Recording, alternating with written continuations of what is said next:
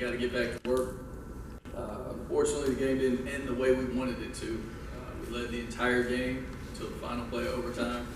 Obviously, that's always a tough pill to swallow. I'm not sure I've ever been involved in a game quite like that before. We've had 3 of our games this season that ended where we took a team to deep water and had a one-possession game. Haven't found a way to win any of them. So what I'm learning is that is a learned skill as well. The players are very upset about the result. I think we probably took more than our 24-hour rule to get over that one, but we are completely back at work right now. The guys have been great. They've been committed. They want to find a solution, and they're doing everything they can to put ourselves in position to be in a ball game in the 4th quarter where we have a chance to finish it and win and come out victorious. So they're doing the things I'm asking them to right now. Really pleased with them. It's really got to be what our team's about. It's the way we train them in the summer in terms of finishing everything. It's something we've pushed for since we've been here as a staff. And I think it has to become our identity. It has to become what we want. I was telling John Simmons earlier that I think at Stanford in 2013, we had 8 games decided by a touchdown or less, and we won them all. And we ended up in the freaking Rose Bowl and for the 2nd year in a row. So we've got to become that team that wants that situation, that thrives on that situation, and that finishes that situation. And it's what this coaching staff, it's what these captains, it's what everybody's really pushing for right now. Going back and looking at the tape, there's obviously some bright spots in there too. I thought Aston Walter had a heck of a day. He ran for a career high, 118 yards on 20 carries, scored our first 2 touchdowns, and I noticed he was the leading rusher in the conference. And as I've talked about Aston before, he's so good right now in his role. The things he does without the ball are phenomenal. The leadership he's providing for our team as a 6-year senior has been great. So really pleased with how Aston's performing. Defensively, we're playing at a really high level right now. That's the bottom line. We're giving ourselves a chance to be in those games in the 4th quarter because of the ferocious way that our defense is playing. I think they're really playing in a relentless manner, swarming to the ball. And you know what? We're still going to ask them for more. We're going to ask them for, when we give them a lead with 2:51 on the clock, we're going to ask them to finish the game. And that's something they've got to find a way to do. I think back to the NFL games that I was involved in, so many of those came down to a drive in the 4th quarter where you had to get off the field. And I just remember those guys, those pass rush specialists, were so excited about that opportunity because they were going to go get another sack. They wanted to be back on the grass, and we've got to get to that mindset too. Also thinking back to the game, what Skip and his staff did, the way they prepared their kids, the belief that their kids had as that game went on, and the plays those guys made down the stretch were fabulous. And again, it's what we got to get to the point where we're going to do that here. We're going to find a way to win. And I think with a team that's been to a bowl game, however many years in a row that they have, that's what you saw. You saw a team that believed they were going to win. And that's what we're working towards, is earning the right to have that belief in crunch time to win ball games. Talking about UAB as we transition, defending conference champs. Bill Clark, heck of a football coach. I've known him since 1997.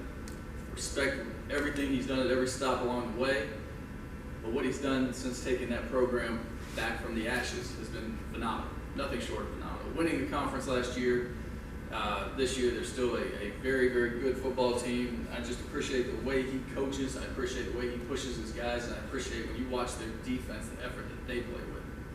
So it's going to be a heck of a game. I think that there's so many keys to it as we start talking about it. There's a UAB team that is the defending champion, but we don't have to play that team. We have to play the 2019 Blazers. And all we can worry about is what we can control as we go in there. They've got a great running back. The leading rusher in the history of UAB football is there. Since they brought this program back, they haven't lost a game at home. They're 14-0. So there's a lot of things that if you worry about those, you could be like, oh, dang, that's really tough to deal with. But all we got to worry about is our football team, our assignment, doing our 111 to the best of our ability, and we're going to be just fine. So that's really my message. I'm asking them for more. I showed them 16 clips in here yesterday, that if any one of them goes the other way, we win the ball game. And that's what's so tough about losing the game in overtime, is there really are just a multitude of clips where one play could have made the difference. And we obviously we talked about a few of them, but we're going to go forward. We're going to worry about the UAB Blazers, and more specifically, the Rice Owls and our role in this game this weekend. With that, I'll open up for any questions. Coach, is it a matter of maybe just breaking through? Is it a matter of just getting that win, that tough win? It's got to be, because we were on the cusp multiple times, and again, you can't get any closer than that. You know, so we had so many opportunities to win the game. Then you get to overtime, and we've got to find a way. And I really believe that. I believe when we break through, it'll be habit forming. We'll have the confidence. And I wish there was a way I could manufacture it for them. Because as bad as I want to win, I want to win for them more. I want them to see the rewards of the hard work they put into this program. And I want them to feel a victorious locker room. And so again, like, yes, it is belief in self and us to find a way to do it, and breaking through is exactly what it is, I believe. So you said winning was a learned skill, kind of chicken the egg, how do you get there without doing it? What are some like tangible things that you and your staff are doing to tweak and get y'all closer? Yeah, I think most of it has been our training in the off season, you know, as we talk about finishing. But, you know, right now that's pushed us to the brink, to the point where we're in games and we're in the deep water we want to be in. Now we got to find out how to swim to the other side. And so I don't know if I can tell you anything tangible that we're doing other than to show these guys. And that's why I wanted to have that meeting yesterday where I show them 16 clips, and where if any one is different, the ball game never even makes it to overtime. And that's our reality. Is like we have to understand the importance and the urgency of every play. Every 4 to 6 minute burst that we get in the course of a football game is so critically important. You never know where that play is going to come. The pluses are the way that we are getting there. The fact that our defense is playing so well.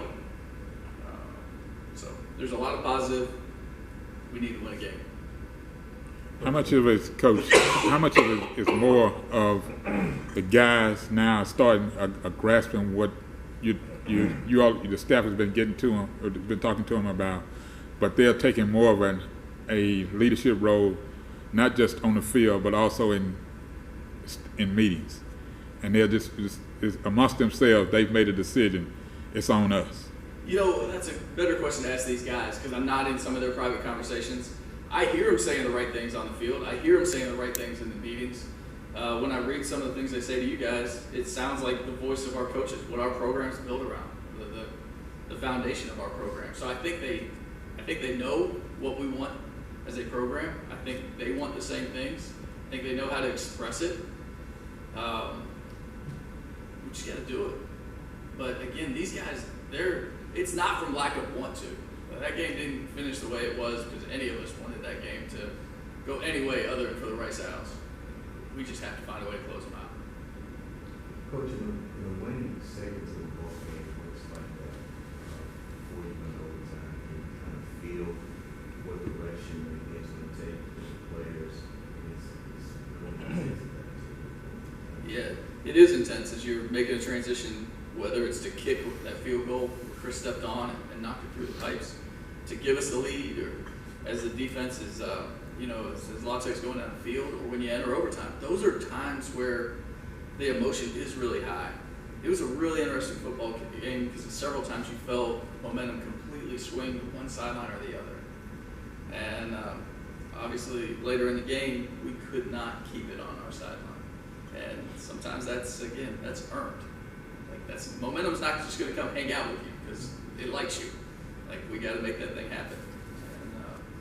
And again, there's drives you can point to into the second quarter where we have a 14-play, 70-yard drive, and at the very least, we're going to come away with 3 points. And the only thing that couldn't happen did. We turned the ball over. We start the third quarter. We have a great drive. We go down and miss the field goal. And I think we were at a point where LaTech wanted a reason not to keep fighting, and we just would not give it to them. We wouldn't give it to them. And they have a great culture at their place too. They have great coaches, and they saw a little sliver to get back in that game, and they took it and they kept fighting, and they kept fighting. And they made more plays at the very end than we did. What's your plan at quarterback and field goals? So let's start out by talking about quarterback. Wiley's going to be the guy. Tom will have a role, but he's not going to be inserted at X series anymore. We think Wiley played better than Tom did last week, and that's how we're going to go right now. It's not because we don't have confidence in Tom. That's not the case. As for field goals, Chris Barnes is going to be our field goal kicker. And then on the defensive side, had one series at the end of the first half against Baylor, and then the end of regulation against Louisiana Tech, where offense team scored very quickly after holding them at bay for 58 other minutes. Yeah. Is there anything that y'all have seen to address that? Yeah, those plays were on that tape that I mentioned. You know, there's a couple examples where we made it too easy. The quarterback to see where to go with the ball on the first one of that drive that you're referring to. He hit a corner route for 22 yards. On the very next play, we brought pressure, so it ended up being man coverage. Hit a very similar route for 22 yards. And it wasn't bad coverage when we were on man on the second one. It was a very good throw and an unbelievable catch where a guy got his foot tapped in and he made a play, you know, and that's what we keep saying, like, hey, let's make a play. You're in the right place, you know what to do, you know the technique to use. So make sure we fall back on our technique and then don't be scared to make a play.